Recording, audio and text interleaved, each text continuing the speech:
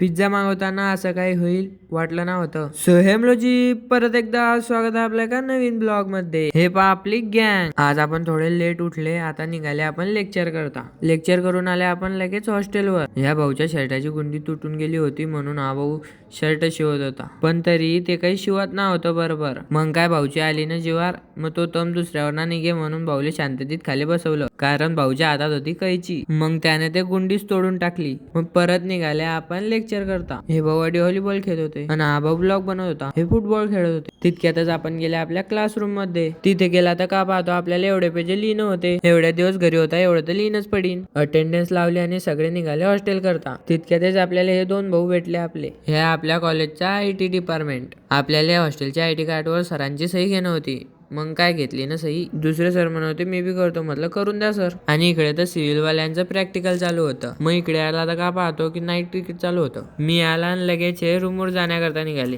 भाऊले आपली ID दाखवली ना, मग भाऊ म्हणे एक नंबर व्हिडिओ बनवले भाऊ. मग रूमवर आले आणि आम्ही 5 मित्रांना पिझ्झा ऑर्डर केला आणि का पाहता की तिच्यामध्ये एवढे मोठे टिश्यू पेपर फ्री दिले त्यांनी.